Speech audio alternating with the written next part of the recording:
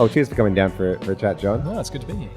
Awesome. So, how did the talk go? Was it a receptive audience? Yeah, I think so. I was the first of 3 or 4 talks on artificial intelligence, so I sort of tried to set the framework and not talk too much about specifics that other people would cover.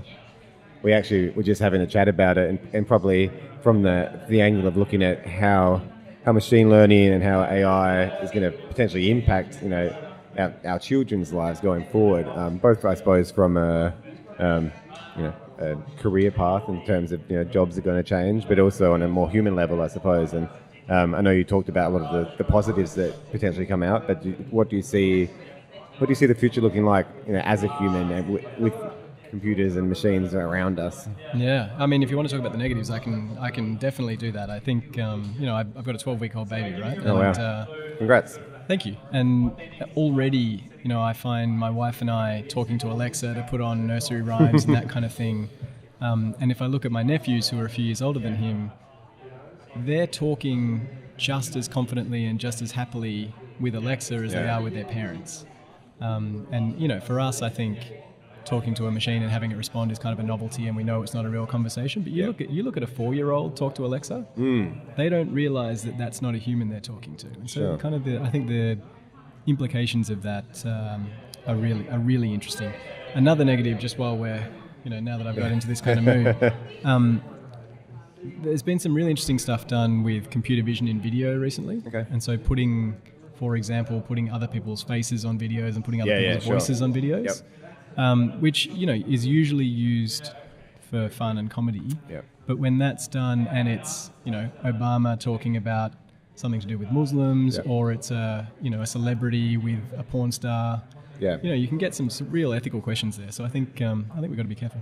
And on that, and what we're talking about, I suppose, is this need for critical thinking, right? So I think the way a 4-year-old talks to Alexa is the way a 17-year-old will go to Google and find information. Whatever pops up first is probably what they're going to look at, and not sort of critically assess is that information correct, or just pulling it from Wikipedia or whatever it might be. Can take you down kind of scary paths. So look at a Brexit or something like this. If we can. Well, people can always be manipulated, but it's becoming easier because we lock ourselves in these echo chambers and we're not sort of fact-checking, I suppose. Yeah, 100%. And even, fact-checking I think is important, but even just the way in which we search is changing. So if you think about historically, the search environment we grow up in, historical search engines through Google, we're used to sort of riffling through multiple pages, looking at different sources, kind of getting different perspectives.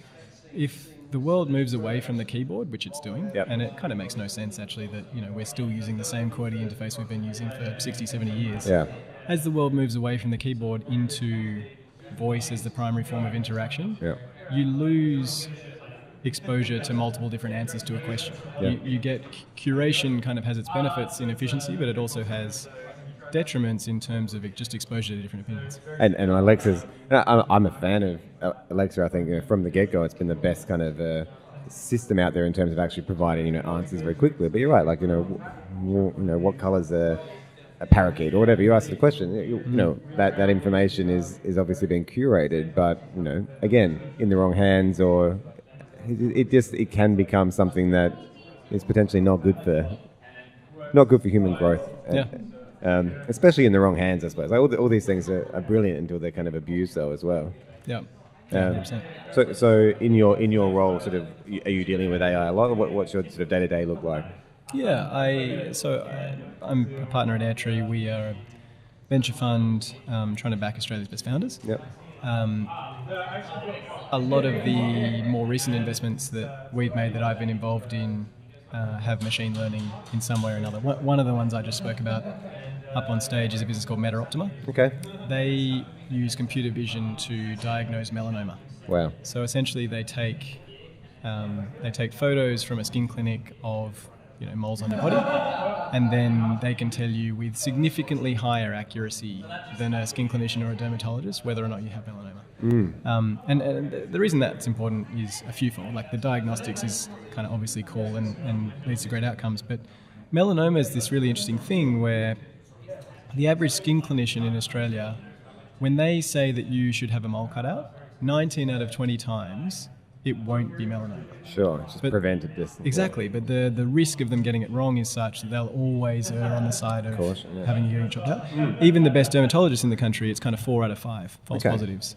Huh. And so, you know, there's a benefit to just getting better at diagnostics, but there's also a significant benefit to just not getting things chopped out of you all the time unnecessarily. So it's cost saving as well. One of the ethical concerns, I've read some stuff around, you know, surgery and, you know, there's certain things that machine learning and the systems and, you know, machines are going to be able to do so much better. Self-driving cars is a good example, right? Yeah. People have this huge fear, thinking, oh, you know, that they're going to crash. You know, all the science has shown that at the end of the day, an algorithm and cameras can do a better job of assessing, you know, potential hazards in the road and navigating something like driving a car, but then humans can. Yeah. Humans are fallible, right? Well, there's 2 things there. So self-driving cars are already better drivers than humans. They will have accidents, but they'll have far fewer accidents than humans, right? So there's kind of a question there about whether you're happy to accept some accidents from self-driving cars or not. And then if you are, there's this question about explainability. Yeah. So we seem to have this real objection to a machine making a mistake without being able to kind of back propagate and figure out why it made the mistake.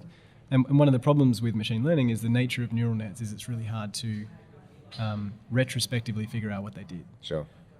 But when you crash your car and I come and find you later and you've kind of been knocked out and you don't know what happened, you don't know why you crashed your car either. Huh. So it's I'm not saying it's necessarily wrong or right, but it just seems strange to me that we hold machines to such a higher standard than humans. And is it like hubris? Is it humans just, you know, we put ourselves on the pedestal? I mean, if you look at road deaths as one of the, I think, highest, you know, reasons why people mortality across the, you know, the whole world. If that could be reduced by a significant number, why wouldn't you want to do that? Or you know, any other things that the machines can potentially jump in and help with. But I think you'll find that humans do, they point the finger at machines very quickly. Like it's like people yelling at Siri and, you know, Alexa when things get wrong. You know, it's wanting it to be perfect every single time. The other thing that's interesting about self-driving cars is the self-driving car companies actually have to solve a much harder problem because there's human drivers on the road. Yeah, 100%. So if you could just take all human drivers away and put all self-driving cars on the road, there'd be a mesh network, they'd all talk to each other, you wouldn't need traffic lights, you wouldn't need parking spots, and it'd be a significantly better societal outcome. But because we can't get there and because you have to regulate to allow for humans, self-driving cars actually need to be significantly better to get on the road now than they would be if you didn't have human drivers at all. Yeah. Which, again, you know, it is what it is, but I think it's interesting. Where do you see that, like, looking forward into the future, like how different is the... Well, let's go back to keyboards. Do you think voice is going to become something that's, you know, day to day in the next 5 years, 10 years? Are we going to move away from screens in our hands and from these kind of devices? Yeah. I mean, to be honest, if you'd sat me down 5 or 10 years ago, I would have said yes. Yeah. And I don't think we're there yet. Yeah. I think every signal is that we're still going in that direction, whether it be, you know, smart watches, devices in your home, devices in your car, just generally Internet of Things. Says that more devices are connected, more devices are smart, and there are fewer kind of keyboard inputs for us. The time horizons on which we don't have a keyboard for most of our interactions, everyone's got wrong for the last 15 years, so I'm not going to put a number on it. What's your sort of technology diet like? Are you heavy, you know, do you use your phone a lot? Do you find you go home and want to get away from it? Like, how has that sort of changed for you? Obviously being kind of in an industry where you're inundated with it. Yeah, I aspirationally want to get away from it, but I never do. Me too. That's how I would say it as well. I've foolishly enabled whatever that setting on iOS 12 is that shows you your screen time. Yeah. And I'm never going to show it to anyone because it's embarrassing. We were comparing the other day. It is one of those things though, because it has, you know, it's happened quickly, right? Like the last 10 years, things have changed quite dramatically in terms of sort of how we consume media, how we interact, and just what we do with our time, especially around these things.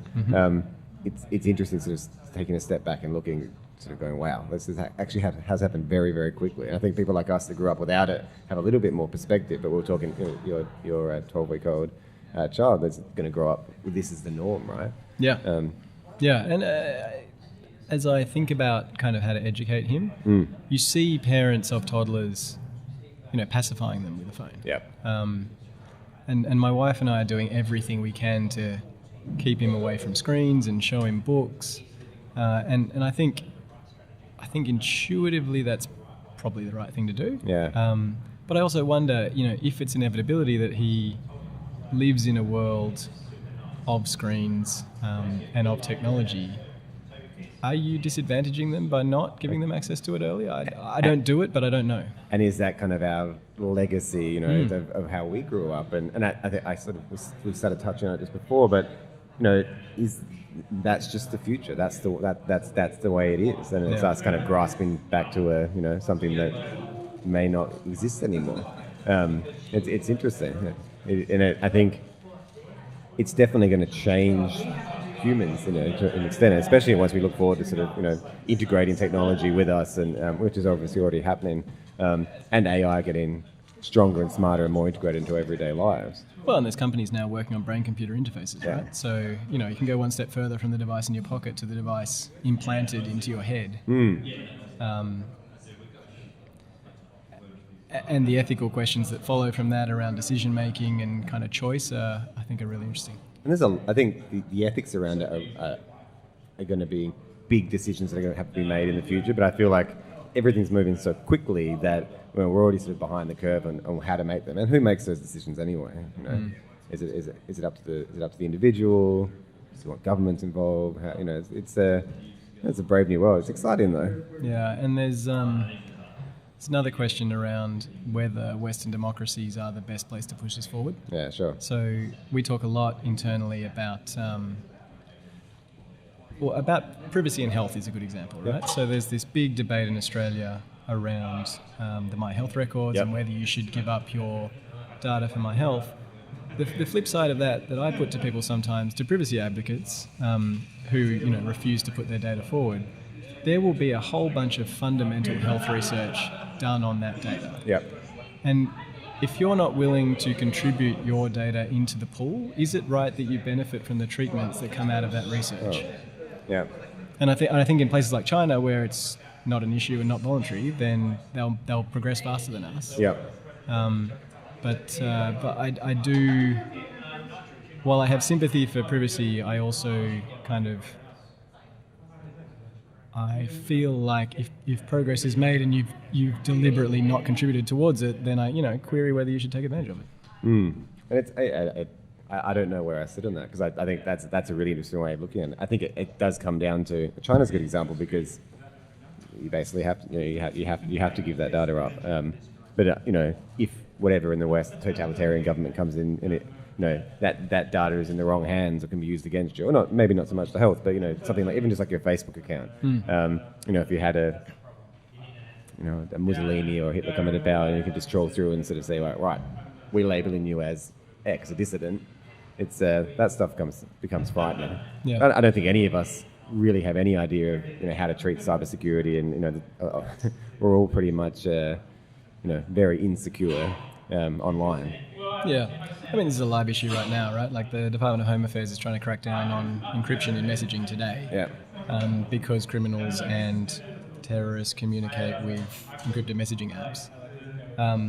And so there's a broader privacy question around if you break encryption for specific use cases, whether it be terrorism or otherwise, you open up messaging to the rest of the world. I think it's kind of flawed, because people who want to subvert the system will always find a way. And 100%. so, you crack one type of encryption, they'll go to another app. Yeah. But that will be an ongoing conversation. Oh, it's exciting. Have you had much to do with the startup ecosystem in South Australia and investments down here? We haven't yet made a South Australian investment. We've come close on a couple. Okay. But we're here every 3 or 4 months. We're really actively looking. I mean, there's a bunch of great companies presenting today, which are indicative of I think a flourishing ecosystem. So I'm pretty excited about South Australia. How long have you been sort of in the industry for? Has this been your career, or have you... Yeah, I've been in venture since 2013. Okay. And then in technology companies prior to that. How has the Australian ecosystem changed in those sort of 6-7 years? Well, I've only been in Australia in venture since 2016. Okay, sure. Are you in the States or? Split between New York and London. Yeah. Nice. So even anecdotally, though, in the 2.5 years that I've been here, I think there's now 37 or so registered early stage venture capital limited partnerships, which is this tax structure for venture funds. Okay. And that's up from, I don't know, half a dozen or something when I landed. So, I think capital is flowing in, which is probably a kind of lagging indicator of companies being created. So it seems like a lot's happening. Do you think that the investment is becoming less conservative as we get more investment companies into the country? Because that's obviously something historically that people have said a lot about investment in Australia, risk averse. Yeah, anecdotally, yes. Yeah. I wasn't in the industry when everyone complained about it. So, but my partners, Craig and Daniel, had 2 successful venture funds in Australia. One called eCorp, which invested sort of late 90s, early 2000s, and another which invested mid 2000s. Mm-hmm. And both of those funds, those funds had, I think, 18 exits between them. They returned 4 times cash on cash. So. Nice.